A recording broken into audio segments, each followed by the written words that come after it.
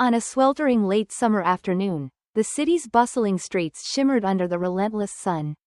Amidst the clamor of honking cars and chattering pedestrians, a young boy named Ethan wandered, his stomach gnawing with hunger. Clad in tattered clothes and worn-out shoes, he felt the world's weight pressing down on his tiny shoulders. Each step was a silent plea for a morsel of food, a glimmer of hope in a world that seemed to have forgotten him. Little did he know this day would set off a chain of events that would change his life forever. As he approached the grand facade of Le Chateau restaurant, Ethan's heart pounded with hope and desperation. Perhaps, amidst the luxury, he might find a shred of kindness, a chance to escape his relentless plight. But fate had a way of weaving unexpected tales, and Ethan was about to step into a story of redemption, courage, and the unbreakable bond of family. Welcome to the story. Marcus, the boss of an upscale restaurant, mocked a poor kid named Ethan simply because he was black. However, in just 3 hours, Marcus would regret his actions. On that sweltering late summer afternoon, Ethan wandered down the street, his stomach growling with hunger and the relentless sun beating down on him. He had been roaming the streets for hours, seeking charity, but luck seemed elusive that day. Just as Ethan was about to give up, he spotted a grand restaurant across the street. The place was bustling with activity, and Ethan watched eagerly as well-dressed patrons came and went. A glimmer of hope sparked within him. Indeed, he could find some generosity from the affluent diners. Perhaps the restaurant manager might even take pity on him and offer a job in exchange for a meal or some money, Ethan mused optimistically. With newfound determination, Ethan navigated through the busy traffic and made his way toward the restaurant. But as he stood before the majestic building, a realization hit him like a ton of bricks. He didn't belong there. This restaurant was reserved for the elite, not someone scraping by on the streets. Yet his rumbling stomach refused to be ignored, fueling his determination. Ethan wasn't about to turn back now, not after coming this far. Steeling himself, he yanked open the polished glass door and strode into the establishment. Inside, Ethan hesitated, feeling out of place amidst the luxurious decor. He hadn't taken more than a few steps when a prominent, imposing figure, hands on hips, materialized before him. The man regarded Ethan with undisguised contempt. "What's a scrawny black beggar like you doing in my joint?" Marcus spat at Ethan. Ethan probably wouldn't have considered stepping near the restaurant's entrance if he had known anything about Marcus. Marcus had a notorious reputation for his blatant prejudice against black people.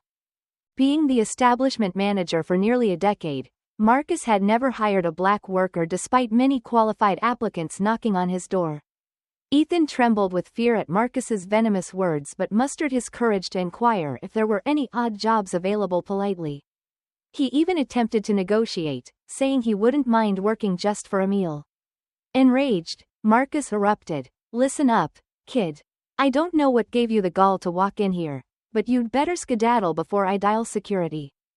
Ethan dropped to his knees, begging Marcus, but the manager remained unmoved. "This establishment is for the elite, not for someone like you," he spat out. Marcus abandoned the boy and returned to his desk, threatening to call security. Ethan stood there, stunned, the manager's words hitting him like a punch to the gut. Feeling deeply ashamed, he quickly turned and left the restaurant, head down. Outside, he found solace next to a parked car, slumping against it, overwhelmed with humiliation. He buried his face in his knees, tears streaming down his cheeks. Never had he felt so degraded, mainly because of his race. Amidst his tears, he yearned for a better life, whispering through sobs, "Why does life have to be so unjust to me? Why doesn't anybody want me?" Ethan sobbed, his thoughts lingering on his dad, Will. Will was the only one who truly cared for him.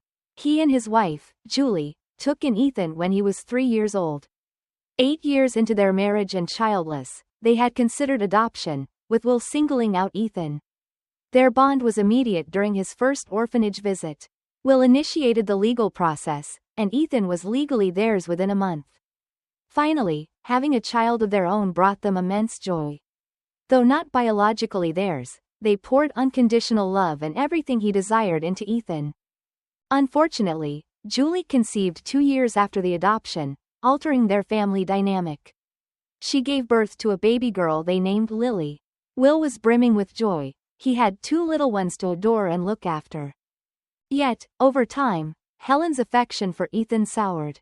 She purposefully made Ethan's life miserable, burdening him with endless household chores. By age 5, Ethan found himself scrubbing dishes, tackling laundry, and attempting simple cooking tasks. Ethan was bewildered by his mother's sudden shift in attitude, wondering if he had somehow triggered her strange behavior. Despite this, he obediently followed every command, completing each task without a hint of complaint. Upon witnessing Helen's mistreatment of Ethan, Will attempted to intervene, but his warnings were brushed aside. Helen would engage in heated arguments with Will whenever he defended Ethan, frequently emphasizing that Lily was her only biological child while they had adopted Ethan out of necessity. Despite Will's efforts to mend the relationship between Helen and Ethan, things only seemed to worsen. Will felt powerless to change the situation. Will's health was on a downward spiral, worsened by the turmoil at home. Diagnosed with chronic obstructive pulmonary disease, he relied on medication to ease his symptoms.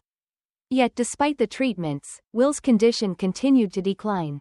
Following his twin brother James's advice, he made the tough decision to step away from work, prioritizing his well-being. Their upbringing had been demanding since their parents' passing, but their brotherly bond remained unbreakable. Concerned for Will's welfare, James, who was financially secure, began providing him with a weekly allowance. He couldn't bear to see his twin brother struggling. Aware of the challenges at Will's household, James couldn't comprehend Helen's cruelty towards Ethan, whom he adored. He showered Ethan and Lily with gifts and affection during every visit, cherishing their time together. As days turned into weeks and weeks into months, Will's health deteriorated further. Despite battling with his heart condition, Will refused to give in, determined to stay vital for his family. Tragically, he ultimately lost the fight to death. In the grip of severe heart failure, Will's life came to an abrupt end, leaving Ethan entirely at Helen's mercy. Watching his world crumble, Ethan mourned the loss of the only person who had ever truly loved and cared for him, who protected him from Helen's wrath. While Helen outwardly mourned Will's passing, she seemed to transfer her grief onto Ethan, intensifying his suffering and leaving him with no respite.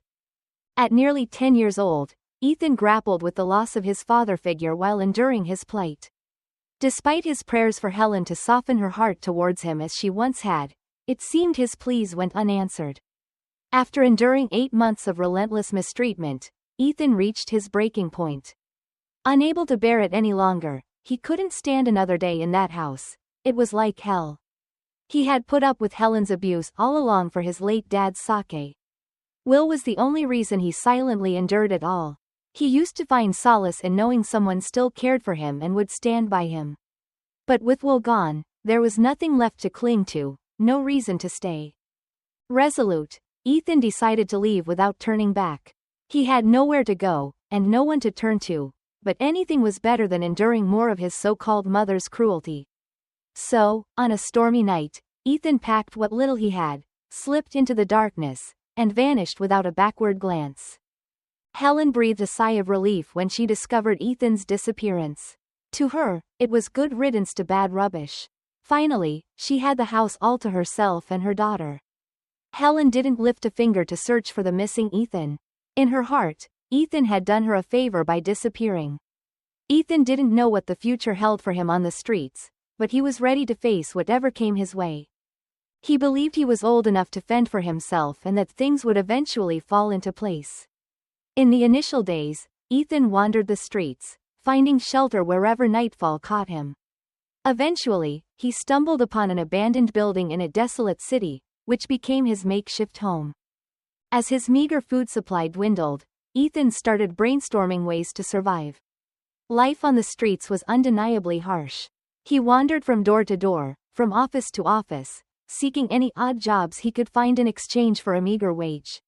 Sometimes, Ethan would even settle for a warm meal instead of cash, accepting payment for tasks like taking out the trash, mowing lawns, washing dishes, etc. But when work was scarce, he had to beg for charity. All he cared about was having enough food to survive each day. Ethan survived on the streets for 2 long years, living hand to mouth. One might have hoped for a change in his fortune, but it never came. Things only grew worse with each passing day. Ethan would sit beneath the scorching sun, his tin can extended along busy streets, softly pleading with passers-by for any small kindness.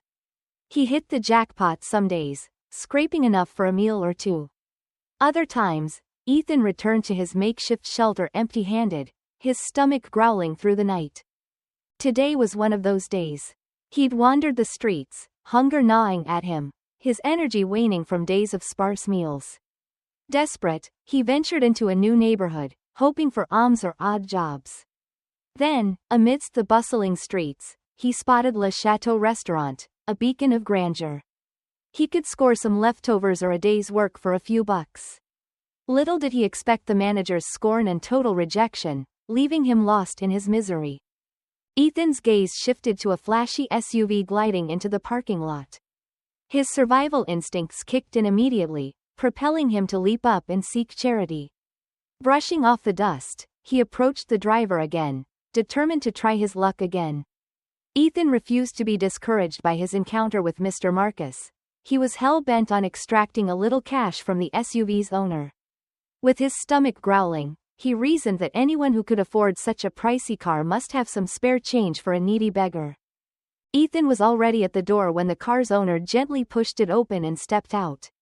Ethan screamed as he recognized the man, a cry that echoed from his lungs. It was none other than James, his father's identical twin. James, realizing it was Ethan, was taken aback and astonished. Without hesitation, Ethan rushed into James's arms for a warm embrace. James hugged him so tightly that Ethan worried he might crack his spine. If only Ethan had known the lengths James had gone to find him.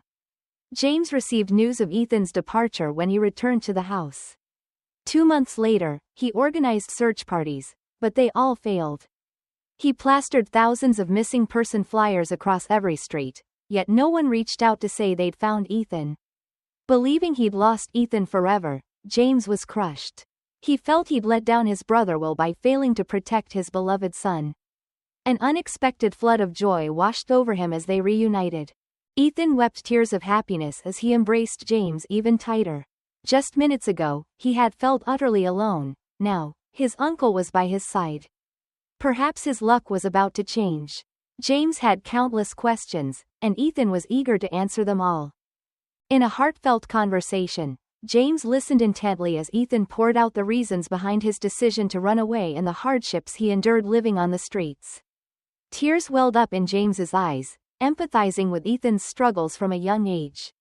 He couldn't help but feel a pang of guilt, realizing the stark contrast between Ethan's suffering and the comfort his own family enjoyed. He could have prevented Ethan's ordeal if he had searched a little more complicated. However, James was snapped back to reality as Ethan recounted his humiliating experience at Le Chateau restaurant, where he had hoped for a job or even a meal but instead faced public humiliation from the manager. James's face flushed with fury upon hearing the news. Slamming his car door shut, he grasped Ethan's hand tightly and strode into the restaurant, ready to confront the manager. Little did Ethan know that James was the real boss of Le Chateau restaurant. He made weekly visits to oversee operations and handle financial matters. Although Marcus was entrusted to manage the place in his absence, James had been hearing troubling reports about his performance. He waited for the right moment to address these concerns, and today seemed like the perfect occasion. Marcus's mistreatment of Ethan gave James conclusive evidence to address the mounting complaints. As James entered the restaurant, all eyes turned towards him. A wave of shock swept Marcus's face when he saw James walking hand in hand with the very same boy he had ridiculed and belittled just 2 hours earlier. James wasted no time in expressing his thoughts to Marcus. "This diner welcomes everyone, no matter their background or skin color," James declared firmly to Marcus, who trembled visibly. "By treating my nephew like he's beneath you, you violated the very essence of this establishment," James's voice thundered. Marcus dropped to his knees, overcome with fear and shame. Begging James for mercy, Marcus's mind spun from the shock. Who would have guessed that the destitute black beggar was his boss's relative? Realizing he was in deep trouble, Marcus pleaded desperately for forgiveness. James, however, was unmoved. He couldn't overlook Marcus's cruelty in denying a hungry boy a meal, especially when the restaurant regularly had surplus food. There was no excuse for Marcus's actions, only exposing his deep-seated prejudice. At that moment, James promptly dismissed Marcus and ordered him to leave the premises immediately. Helpless, Marcus hoisted himself up from the ground and somberly exited the diner. Ethan was stunned, witnessing the unfolding drama. He couldn't decide which was more surprising: discovering his uncle owned the city's most prominent eatery or witnessing the swift reversal of fortunes within 3 hours. Gratitude welled up in Ethan as James ordered him a meal, ensuring he had plenty to eat and drink. Watching Ethan eat, James pondered his next move. There was no way Ethan was returning to the streets. James toyed with the idea of officially adopting Ethan as his son. He and his wife, Laura, had struggled with infertility throughout their 6-year marriage. Adoption had been on the table before, but they hadn't pursued it. Now, with Ethan right in front of him, why endure the arduous process of searching for an adoptive child when he already had a son in sight? James brought Ethan home and briefed his wife on the situation, expressing his desire to adopt him. Laura, known for her compassionate nature, readily agreed to her husband's decision. She had witnessed his distress ever since Ethan went missing and embraced the idea of welcoming him into their family wholeheartedly. Ethan felt like his world had suddenly turned brighter. He experienced a level of love and care he never knew existed. James and Laura treated him like their biological child, showering him affectionately and attention. The family went on to live happily ever after. What insights did you gain from this compelling story? Feel free to share your thoughts with us in the comments below. Thanks for tuning in. I'll catch you in the following video. The story of Ethan is a powerful narrative that sheds light on themes of resilience, prejudice, and the transformative power of love and family. It highlights the harsh realities faced by those living on the margins of society, often overlooked and mistreated simply because of their circumstances or the color of their skin. Ethan's journey from desperation to finding a loving home underscores the importance of compassion and the impact of individual actions on others' lives. One of the most striking aspects of the story is Ethan's unwavering determination to survive despite the odds stacked against him. His courage to approach the affluent restaurant in search of a meal, only to be humiliated, reflects the cruel realities many face in their pursuit of basic needs. However, it also showcases the unpredictable nature of life, where a chance encounter with his uncle James turns his fortunes around. James's reaction to discovering Ethan and his subsequent actions is a stark reminder of the responsibilities of those in positions of power. His immediate dismissal of Marcus, the prejudiced manager, and his decision to adopt Ethan illustrate the profound impact of empathy and decisive action in correcting injustices and changing lives for the better. Furthermore, the story delves into the dynamics of family and the bonds that transcend biological connections. James and Laura's decision to embrace Ethan as their child demonstrates that family is defined not merely by blood but by love, care, and commitment. Their ability to provide Ethan with the security and affection he longed for speaks to the healing power of a supportive family environment. Overall, Ethan's story is a testament to the resilience of the human spirit and the enduring hope that kindness and love can prevail even in the darkest times. It encourages us to look beyond superficial differences, act with compassion, and remember that our actions can profoundly affect others' lives.